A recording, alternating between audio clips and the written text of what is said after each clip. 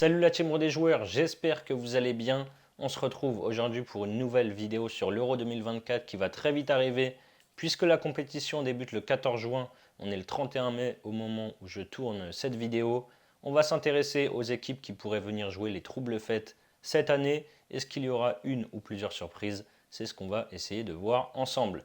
Avant de démarrer, pensez à vous abonner à notre chaîne YouTube si ce n'est pas encore fait et à activer les notifications pour être alerté à chaque fois que l'on sort de nouvelles vidéos. Il y aura un tas de vidéos sur 7 euros, donc n'hésitez pas à vous abonner.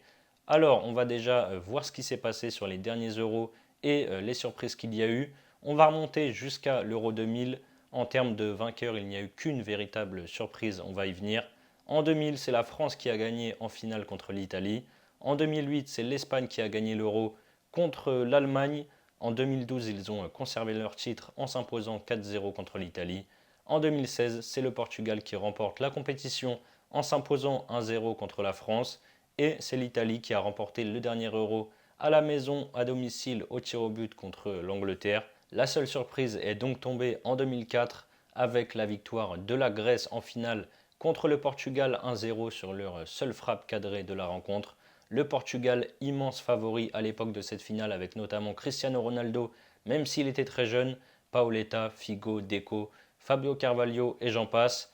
Clairement sur cette Euro 2024, je vois mal un outsider ou une équipe surprise aller jusqu'à remporter le trophée.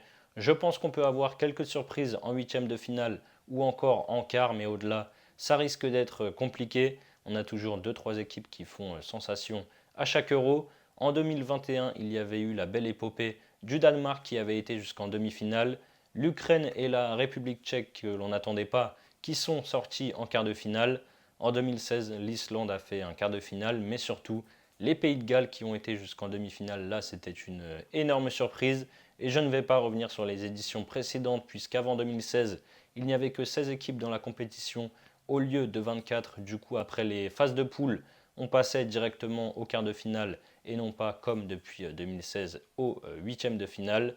Oui, pour moi, il n'y aura pas de surprise sur le vainqueur, mais je pense qu'il peut y avoir deux trois nations qui peuvent faire un beau parcours en sortant de leur poule et pourquoi pas même viser un quart de finale. La première nation que je vois faire un bel euro, c'est la Hongrie. La Hongrie est dans un groupe très équilibré, le groupe A avec le pays hôte, l'Allemagne, et la Suisse ainsi que l'Écosse. Clairement, l'Allemagne qui joue à domicile devrait se qualifier. Et encore, on le sait, on n'est pas toujours à l'abri d'une surprise. Mais derrière, les trois équipes vont batailler. C'est vraiment un groupe homogène.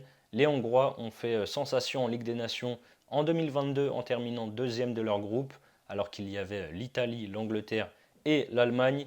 Ils ont fini avec un bilan de 3 victoires, 1 nul et 2 défaites. Ils ont battu l'Angleterre 1-0 à la maison, puis 4-0 à l'extérieur. Et ils ont notamment également battu l'Allemagne 1-0 du côté de Leipzig. Ils ont également été très solides sur les qualifications pour l'Euro, avec 5 victoires et 3 nuls, dans un groupe pas si évident avec la Serbie, le Monténégro, la Lituanie et la Bulgarie.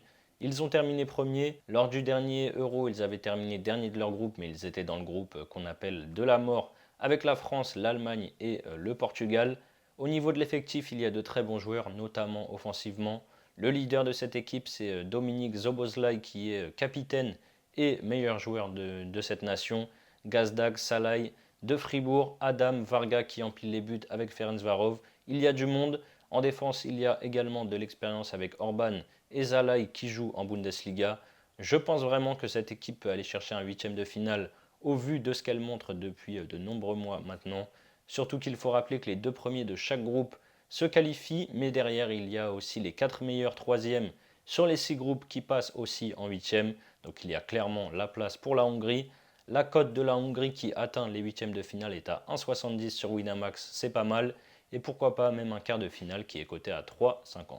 La deuxième équipe que je vois faire un beau parcours, c'est l'Ukraine. Les Ukrainiens sont dans le groupe E, très abordable sur le papier avec la Belgique, la Roumanie et la Slovaquie.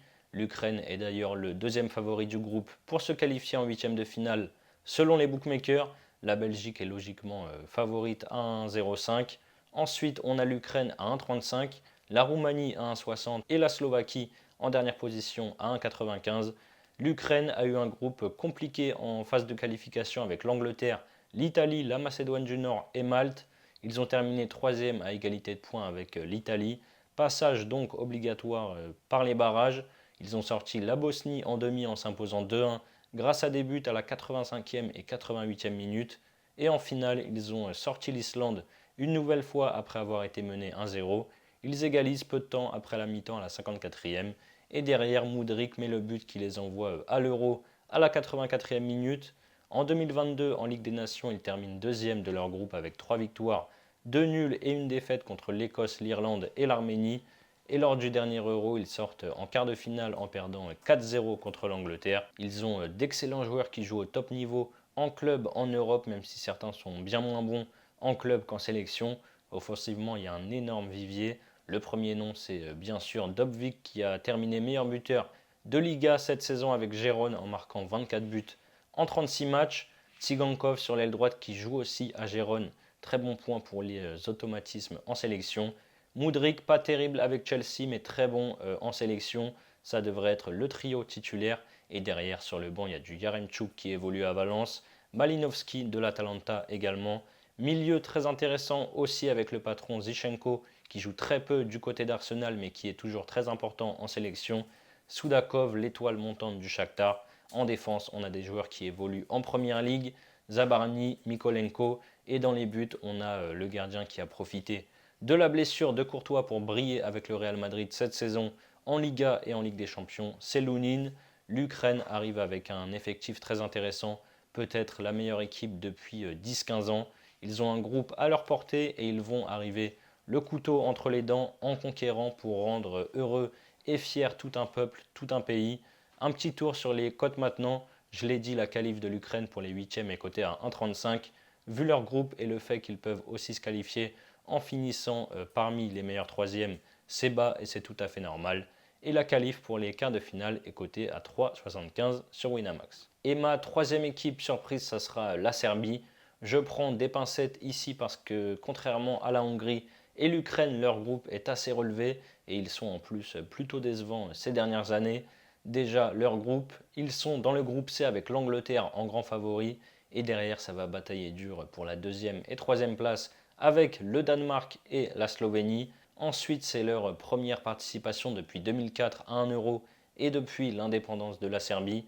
Pareil pour la Coupe du Monde depuis l'indépendance. Ils ne se sont pas qualifiés pour la Coupe du Monde 2014 et en 2010, 2018 et 2022, ils sont à chaque fois sortis en phase de poule. Ils ont même terminé dernier du groupe au Qatar il y a 2 ans avec un point en 3 matchs contre le Brésil, la Suisse et le Cameroun. Et là, en qualification pour cet Euro 2024, ils n'ont pas été forcément rassurants non plus en terminant deuxième derrière la Hongrie. Ils perdent les 2 matchs contre la Hongrie et ils font match nul 2 fois contre la Bulgarie qui a pourtant terminé dernière du groupe. Sur le papier, l'équipe est très intéressante, notamment offensivement, avec Mitrovic, Vlahovic, Tadic, Milinkovic, Savic, etc. Les pistons qui sont très offensifs avec Kostic de la Juventus et Zivkovic. Par contre, ils ne défendent pas super bien et le secteur défensif serbe manque clairement de qualité, donc c'est là que ça risque d'être un petit peu compliqué pour la Serbie. Un secteur défensif dans le dur et une attaque qui manque parfois de folie et de créativité. Sur le papier, ils ont clairement les moyens de sortir des poules, notamment en terminant parmi les meilleurs troisièmes. Et derrière, sur un match, on sait que tout est possible.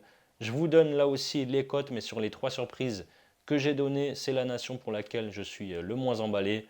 La qualif de la Serbie pour les huitièmes est à 1,55 et pour les quarts de finale, c'est à 4. Voilà donc mes potentielles surprises, mes 3 potentielles surprises sur cet Euro 2024. J'aurais pu en mettre d'autres comme la Turquie ou la République tchèque, mais il fallait faire des choix. Pour les plus fous d'entre vous et les plus joueurs, je vous donne également les codes vainqueurs de ces équipes, même si, comme je l'ai dit en début de vidéo, je pense que c'est un favori, une grosse nation qui remportera cet Euro 2024. La cote de la Hongrie qui gagne l'Euro est à 100 sur Winamax, l'Ukraine est à 101 sur Unibet et la Serbie est à 200 sur Winamax. C'est la fin de cette vidéo, j'espère qu'elle vous a plu. Je vous mets en description le lien de notre site internet avec tous les opérateurs et les bonus si vous voulez vous inscrire et parier sur cet euro.